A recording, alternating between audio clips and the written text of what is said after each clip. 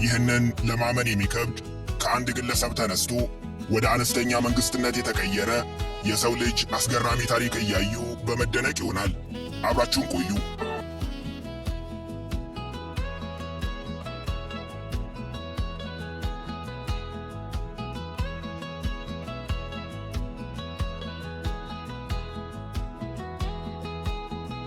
ራስዎን የአንድ ድርጅት ተቀጣሪ ሰራተኛ አድርገው ያስቡ። ቀጣሪው በሀብት የናወዘ፣ ስሙ በሀገሩ የናኘ የተመሰከረለት ከበርቴ ነው። አንድ ቀን በድንገት ጠርቶት ከዓለም በእጅጉ ርቆ ሰው በማይደርስበት ውቅያኖስ መሃል የገዛውን አዲስ ደሴት እንዲያስተዳድሩለት ሹመት ሰጠውት። ልብ ያድርጉ፣ የሚሄዱበት ደሴት አንድም ሰው አይኖርበትም። ረዳት ሰራተኛም አልተመደበሉትም። ብቻውን ይሄዳሉ፣ ብቻውን ይኖራሉ። ኑሮም አይደል እሺ ብለው ወደ ተመደቡበት ስፍራ ሄዱ። በአዲሷ ደሴት የብቸኝነት ኑሮ ከጀመሩ በኋላ ግን ከበርቴው ቀጣሪው በድንገት ከዚህ ዓለም በሞት ተለየ። ይሄኔ እርሱ የተመደቡበትን ከዓለም ርቆ የሚገኘውን ደሴት የሚያስታውስ እርሱንም የሚጠይቁት ጠፋ። አሁን ምርጫው የእርሱ ነው። አዲሷን ደሴትና የከበርቴውን እርሻ ወርሰው ሰው በሌለበት ውቅያኖስ መሃል ብቻውን መኖርን ይመርጣሉ ወይስ በቃኝ ብለው ወደ ሰለጠነው ዓለም ይመለሳሉ? እውነተኛው ባለ ታሪክ ዊሊያም ማስተርስ ግን ጥያቄው አልከበደውም። ብቸኝነትን ለምዶት በአዲሷ ደሴት ፍቅርም ወድቆ ነበርና ድንገት የዘነበለትን በረከት ተቀብሎ ከዘመድ አዝማድ ተነጥሎ በትንሽየዋ ደሴት መኖር ጀመረ። ከዚያስ የወረቀት ገንዘብ የሌለበት፣ ባንክ የማይታወቅበት፣ ሰዎች እንደ ቅድመ አያቶቻቸው ዕቃ በዕቃ የሚቀያየሩበት ፍጹም ሌላ ዓለም ነው። እዚህ መኪና የለም፣ አውሮፕላንም አይመጣም፣ ሄሊኮፕተር የሚያርፍበት ምቹ ስፍራም የለም። ፖለቲካና ፖለቲከኛ፣ ፖሊስና ዳኛም እዚህ አይታወቁም። ቢታመሙ የሚታከሙበት ሆስፒታል፣ ልጆቻቸው የሚማሩበት ትምህርት ቤት የላቸውም። ሌላው ቀርቶ ቢጠማቸው የሚጠጡት ከወንዝ የሚቀዳ ከከርሰ ምድር ተቆፍሮ የሚወጣ ውሃም የለም። እዚህ ለሰው ልጅ ኑሮ ምቹ ባልሆነች ደሴት ላይ ግን 29 ሰዎች ይኖራሉ። ሁሉም የአንድ አባት ልጆች ናቸው። ዕጣ ፈንታቸው ሆኖ ከአንድ ዓለምን ከናቀ አባት መወለዳቸው፣ ከዓለም የመነጠላቸው፣ ከስልጣኔም የመራቃቸው ዋናው ምክንያት ነው። መኖሪያቸው ፓልመርስቶን ደሴት ትባላለች። በፓስፊክ ውቅያኖስ እምብርት ላይ ነው የምትገኘው። ዓለም ሩቅ እያለ ከሚጠራቸው ከአውስትራሊያ በ4500 ከኒውዚላንድ በ2600 ኪሎ ሜትሮች ርቀት ላይ የምትገኝ ኮራል አቶል ናት። ኮራል አቶል በውቅያኖስ መሃል በእሳተ ገሞራ ምክንያት የተፈጠሩ በቀለበት ቅርጽ እርስ በርሳቸው የተያያዙ የትናንሽ ደሴቶች ስብስብ ማለት ነው። ከተራ ደሴት የሚለዩት መሃላቸው ላጉን በሚባል የውቅያኖስ ውሃ የተሸፈነ መሆኑ ነው። የፓልመርስቶን ኮራል አቶል 6 ትናንሽ ደሴቶች አሏት። 29 ሰዎች የሚኖሩት በአንዷ ብቻ ነው። የተቀሩት 5ቱ ደሴቶች ለተለያየ አገልግሎቶች ይውላሉ። እነዚህ ሰዎች ሕይወታቸውን የሚያቆዩት ከብዙ ወራት አንዴ የሚበሉትን ምግብ ጭና በምትመጣ አንዲት መርከብ አማካኝነት ነው። መርከቧ የሕይወታቸው መሠረት፣ ከዓለም የሚገናኙባት ብቸኛዋ መስመር ናት። ገንዘብ ከሌላቸው በመርከብ የሚመጣውን ምግብ በምን ይገዛሉ ማለቱት አይቀርም። ሰዎቹ ገንዘብ ባይኖራቸውም ወደ ውጭ የሚልኩት ፓሮት ፊሽ የተሰኘ ትልቅ ሀብት አላቸው። የደሴቷ ወንዶች ይህንን አሳ እያጠመዱ ከረጅም ጊዜ አንዴ ምግብ ጭና በምትመጣው መርከብ አማካኝነት ወደ ውጭ አገራት ይልካሉ። በአሳው ምላሽ የሚያገኙት እንደ ሩዝ፣ ዱቄትና ስኳር ያሉ ሸቀጦች ለሁሉም የደሴቷ ነዋሪዎች እኩል ይከፋፈላሉ። ከእነዚህ ሸቀጦች አንዱ ቀድሞ ያለቀበት ሰው ግን ተጨማሪ የሚገዛበት ሱቅ ስለሌለ ከጎረቤቱን የሚቀበለው፣ ጎረቤቱ በነፃ ሊሰጠው፣ ካልሆነም በምላሹ በቤቱ የጎደለ ነገር ሊጠይቀው ይችላል። የሚኖሩበት ደሴት ዙሪያውም መሃሉም በውቅያኖስ ውሃ የተሞላ በመሆኑ ነዋሪዎቹ የሚጠጡትን ውሃ የሚያገኙት ከከርሰ ምድር ሳይሆን ከሰማይ ነው። ተፈጥሮ ምስጋና ይግባትና ተአምር የሚመስል ውሃ የምታጣራበት መንገድ አላት። በፍጹም ለመጠጥነት የማይውለውን የውቅያኖስ ውሃ በትነት ወደ ላይ አውጥታ ለጤናቸው ተስማሚ እንዲሆን አድርጋ አጣርታ በዝናብ መልክ መልሳ ትሰጣቸዋለች። እነሱም የተፈጥሮ በረከት የሆነውን የዝናብ ውሃ እያንዳንዱን ጠብታ የሚሰበስቡበት ልዩ ጥበብ አላቸው። የቤቶቻቸው ጣሪያ ዋነኛ መሳሪያዎቻቸው ናቸው። ዝናብ ሲጥል በጣሪያው ላይ የሚፈሰው እያንዳንዱ ጠብታ በቱቦዎች አማካኝነት እየተሰበሰበ በየግቢያቸው ወደ ተገነቡ ግዙፍ የሲሚንቶና የፕላስቲክ ታንከሮች ውስጥ ይገባል። ሰማዩ ፊቱን የሚያዞርባቸው ዝናብ የማይጥልባቸው የድርቅ ወራት አሉና አንድ የተጠራቀመው ውሃ ቀጣይ ዝናብ እስኪመጣ በስርዓት እየታከመ በቁጠባ ለመጠጥ አገልግሎት ይውላል። አያደርስ ነው እንጂ የሚጠጡት ውሃ ተበክሎ ሕመም ቢያጋጥማቸው ግን የሚታከሙበት ሆስፒታል የላቸውም። በእርግጥ ለነፍስ አድን የምትሆናቸው ቀለል ያሉ ሕክምናዎችን የሚያገኙባት ትንሽዬ ክሊኒክና ብቸኛ ነርስ አለቻቸው። ትላልቅ ቀዶ ጥገናዎችን ወይም የወሊድና የድንገተኛ አደጋ ሕክምናዎችን ለማግኘት ግን መርከቧ እስክትመጣ ጠብቁ ወደ ውጭ ሀገር መሄድ ግድ ይላቸዋል። ከ29ኙ የደሴቷ ነዋሪዎች የተወሰኑት ሕፃናት ሲሆኑ የእንግሊዝኛ ቋንቋና መሠረታዊ ዕውቀትን የሚቀስሙባት አነስተኛ ትምህርት ቤት አለቻቸው።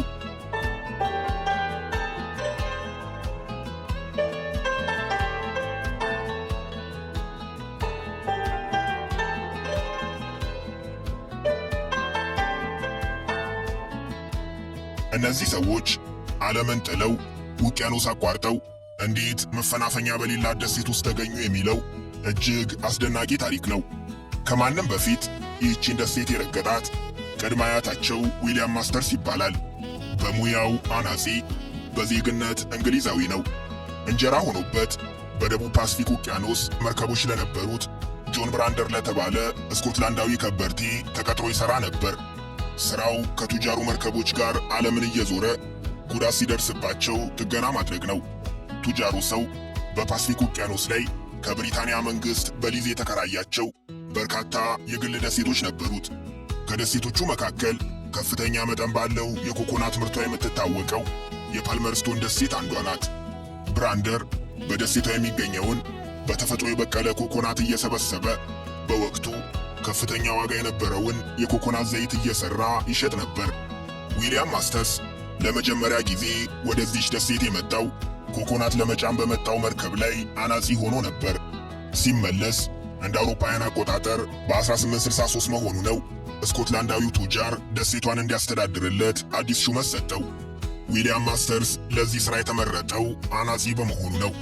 የራሱን ጀልባ ማንቀሳቀስ፣ ቢበላሽበት መጠገን፣ ዛፍ መቁረጥ፣ ቤት መስራትን ጨምሮ ማንኛውንም የእጅ ሥራ ብቻውን መከወን የሚያስችል ክህሎት አለው።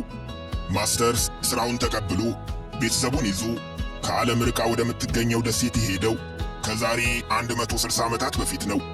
አብረውትም ከኩክ ደሴቶች ያገባት ፖሊኔዥያዊት ሚስቱ አኩቲኒ፣ ጆኤል የተባለ ልጃቸውና ልጃቸውን የምትንከባከብላቸው ታውካ የተሰኘች የአኩቲኒ ዘመድ ነበረች። የእያንዳንዱን ስም ማንሳታችን የታሪኩ ቁልፍ አካል በመሆኑ ነው። ማስተርስ እንደ አውሮፓውያን አቆጣጠር በ1863 ወደ ደሴቷ ሲሄድ አንድ ሚስት ብቻ ነበረችው። በኋላ ግን ደሴቷን ለማቅናትና ዘር ለመተካት ተጨማሪ ሚስቶች አስፈለጉት። ነገርየው ከሚስቱ ጋር በምክክር የተካሄደ ነው። ልጃቸውን ልትንከባከብ አብራቸው የሄደችው የሚስቱ ዘመድ በሀገሯ 2 ሴት ልጆች ነበሯት። በኋላ የማስተርስ ሁለተኛና ሶስተኛ ሚስቶች የሆኑት እነዚህ የሚስቱ ዘመድ ልጆች ሲሆኑ በስም ታንጋሄሪና ማታቢያ ይባላሉ። ማስተርስ ከ3ቱ ሚስቶቹ ልጆችን እየወለደ በ6 ወር አንዴ ኮኮናት ለመጫን የሚመጡ መርከቦች የሚያስፈልጋቸውን ቀለብና ደሞዝ እያመጡላቸው 14 ዓመታትን ኖሩ።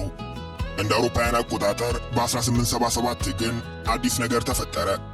የደሴቷ ጌታ የእርሻው ባለቤት ቱጃሩ ስኮትላንዳዊ ነጋዴ ጆን ብራንደር ከዚህ ዓለም በሞት ተለየ። የሀብታም ነገር ንብረቱ ብዙ ነበርና ከዓለም ርቃ የምትገኘውን ደሴት ብቻውን እንዲኖር የላከውንም ሰራተኛ ያስታወሳቸው አልነበረም። ይህኔ ማስተርስ ደሴቷን ለቆ ወደ ሀገሩ ከመመለስ ይልቅ ሚናውን ከተቀጣሪነት ወደ ባለቤትነት አሸጋገረ። የመጀመሪያ ሥራው 6ቱን ደሴቶች ለ3ቱ ሚስቶቹ እኩል ማካፈል ነበር። ሰውም አይደል ምን እንደሚያጋጥመው አያውቅምና ከ3ቱ ሚስቶቹ የተወለዱለት ልጆቹ እሱ በሌለበት በንብረት ይገባኛል ክርክር ግጭት ውስጥ እንዲገቡ አልፈለገም። አስተዳዳሪ፣ ፖሊስም ሆነ ዳኛ በሌለበት ደሴት ግጭቶች ከተነሱም በቀላሉ እንዲፈቱ ከሦስቱ ሚስቶቹ የተወከሉ ልጆች አባል የሆኑበት የደሴቶች ምክር ቤት የተሰኘ ሸንጎም አቋቋመ። ዛሬም ድረስ በቤተሰቡ መካከል ምንም አይነት የድንበርና የንብረት ይገባኛል፣ አንዳንዴም ዕለታዊ አለመግባባት ሲፈጠር ከሦስቱ ሴቶች የዘር ግንድ የተገኙ ታላላቅ ልጆቹ በአያታቸው የክብር ወንበር ላይ ተሰይመው ችግራቸውን በውይይትና በይቅርታ ይፈቱታል። ምክር ቤቱ የውስጥ ሰላምን ከመጠበቅ ባለፈ ከውጪ በመርከብ ተጭኖ የሚመጣላቸው ምግብ በፍትሐዊነት ለሦስቱ የቤተሰብ ቅርንጫፎች ያካፍላል።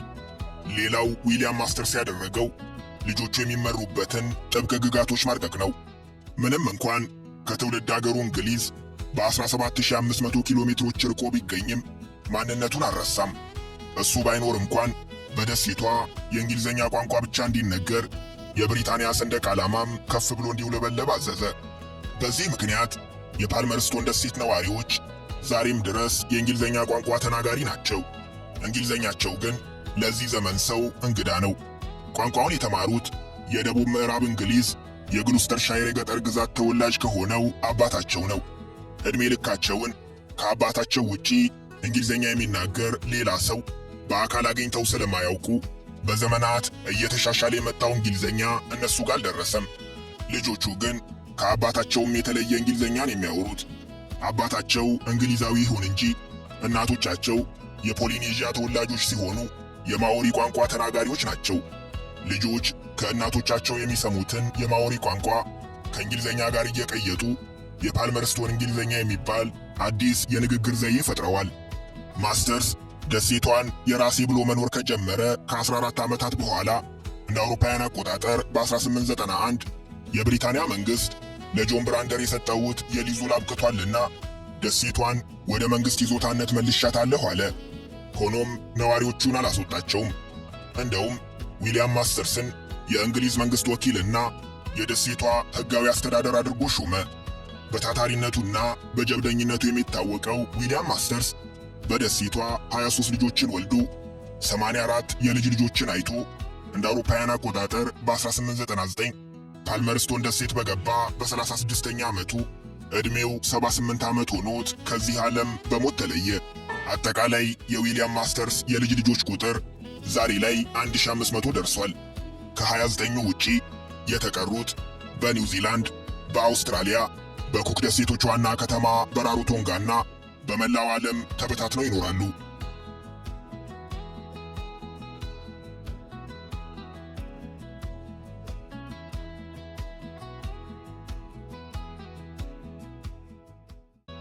ዊሊያም ማስተርስ ከዚህ ዓለም በሞት ከተለየ በኋላ የደሴቷ ነዋሪዎች ቁጥር በከፍተኛ መጠን በመጨመሩ የደሴቷ ምክር ቤት አዳዲስ ሕጎችን ማውጣት ነበረበት። ከዓለም ተለይታ የምትገኘው ደሴት ነዋሪዎች ማፍቀር፣ ማግባትና መውለድ ይፈልጋሉ። ሆኖም ሙሉ በሙሉ የአንድ አባት ልጆች ናቸው። ለጋብቻ የሚሆኗቸውን አጋሮች በቅርበት ማግኘት አይችሉም። ይህ ነውር ውስጥ እንዳይከታቸው የደሴቷ ምክር ቤት ተሰብስቦ አዳዲስ ሕጎችን አወጣ። የትዳር አጋር የሚፈልጉ ወጣቶች ከቻሉ ወደ ሌላ ደሴት ሄደው አጋር ማምጣት፣ ከቀናቸውም ከውጭ የሚመጣ ሰው ማግኘት አለባቸው። ሆኖም ከዓለም ርቃ ወደምትገኘው ደሴት የሚመጣ ሰው መጠበቅ ላማለኝ በሰማይ ነውና ወጣቶች አጋር ፍለጋ በ6 ወር አንዴ በምትመጣው መርከብ ተሳፍረው ወደ ሌላ ሀገር የመሄድ ግዴታ ውስጥ ገቡ። ቀጥሎም የደሴቷ ነዋሪዎች ሌላ ችግር ገጠማቸው። አባታቸው ከሞተ በኋላ የብሪታንያ መንግስት ደሴቷን ለሌላ ኩባንያ መሸጥ ስለፈለገ ቤተሰቡን ከደሴቷ ለማስለቀቅ እንቅስቃሴ ጀመረ። የዊሊያም ማስተርስ ልጆች ግን የአባታቸውን አደራ ላለማስነካት በጽናት ተከላከሉ። ድልም ቀናቸው። የብሪታንያ መንግስት የፓልመርስቶን ደሴት ባለቤትነትን ሙሉ በሙሉ ለዊሊያም ማስተርስ ቤተሰቦች በሕግ አሳልፎ ሰጠ። ይህ ስምምነት ዛሬም ድረስ የጸና ነው። ደሴቷ ሙሉ በሙሉ የቤተሰቡ ንብረት ናት። ማንም ደሴቷን መጎብኘት የሚፈልግ ሰው በቅድሚያ ለቤተሰቡ ጥያቄ አቅርቦ ተቀባይነትን ካላገኘ ደሴቷን መርገጥ አይችልም። ይህ የባለቤትነት መብት ግን ሌላ አስገዳጅ ሕግም አለው። ቤተሰቦቹ ምን የኢኮኖሚ ችግር ቢገጥማቸው ከመሬታቸው አንዲት ስንዝር እንኳን የመሸጥ መብት የላቸውም። ፓልመርስቶን ንብረትነቷ የማስተርስ ቤተሰብ ቢሆንም የኩክ ደሴቶች አካል ናት። የኩክ ደሴቶች የብሪታንያ የፓስፊክ ውቅያኖስ የቅኝ ግዛት ሲያበቃ ነፃ የወጡ 15 ደሴቶች የመሰረቷት ሀገር ናት። በእርግጥ ሀገር ናት፣ ሀገርም አይደለችም። ራሷን ችላ ከሌሎች ሀገራት ጋር ግንኙነት የመፍጠር ህጋዊ መብት ቢኖራትም በቁጥር ከ20 ሺህ የማይበልጡ ዜጎቿ ግን ኒውዚላንዳውያን ነው የሚባሉት። ከኒውዚላንድ ጋር ባላት ልዩ ስምምነት መሰረትም የመሬት የባህርና የሰማይ ድንበሯ የሚጠበቀው በኒውዚላንድ የመከላከያ ሰራዊት ነው። በዚህም የኩክ ደሴቶች አካል የሆኑት 29ኙም የፓልመርስቶን ነዋሪዎች የኒውዚላንድ ዜግነት ስላላቸው በፈለጉት ጊዜ ወደ ኒውዚላንድ ወይም ወደ አውስትራሊያ የመሄድ የመኖርና የመስራት ሙሉ መብት አላቸው። የፓልመርስቶን ደሴት ነዋሪዎች ቁጥር 29 ብቻ የመሆኑ ሚስጥርም ይኸው ነው። አብዛኞቹ የሥራ ዕድል፣ የትዳር አጋርና ዘመናዊ ኑሮን ፍለጋ፣ አንዳንዶቹ ለትምህርት እየወጡ በዚያው ቀልጠው ይቀራሉ።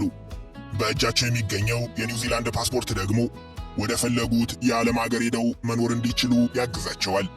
የአባታቸውን ርስት እየጠበቁ በደሴቷ ላይ ለሚኖሩት ሰዎች የሕክምና መድኃኒቶችና ለትንሽየዋ ትምህርት ቤት የሚሆኑት ግብዓቶችም ከኒውዚላንድና ከአውስትራሊያን የሚላኩላቸው። ከቅርብ ጊዜ ወዲህ ግን የ160 ዓመታት ታሪክ ባላት ፓልመርስቶን ላይ መጠነኛ ለውጦች መታየት ጀምረዋል።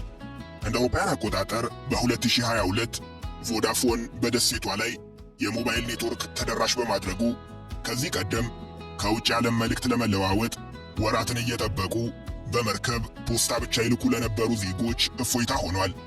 በ2024 ደግሞ የኢሎን መስኩ ስታርሊንክ የኢንተርኔት አገልግሎት ማቅረብ በመጀመሩ ፓልመርስቶን የበረከቱ ተቋዳሽ ሆናለች። ነዋሪዎቿ መብራት ባይኖራቸውም በፀሐይ ብርሃን የሚሰሩ የሶላር ፓነሎችን በመጠቀም ስልኮቻቸውን ቻርጅ እያደረጉ ስልክም ኢንተርኔትም ይጠቀማሉ። ስልክና ኢንተርኔት ግን ከዓለም ያላቸውን ርቀት አያቀርበውም። በተለይም ምግብ ለማግኘት በ6 ወር አንድ የምትመጣውን የጭነት መርከብ መጠበቅ ግዴታቸው ነው። ቢታመሙ ሕክምና ማግኘት አይችሉም። ያም ሆኖ ወደ ፈለጉት የዓለም አገር ሄዶ የመኖር ዕድሉ ቢኖራቸውም የአያታቸውን ርስት እየጠበቁ ከዓለም ተነጥለው ይኖራሉ።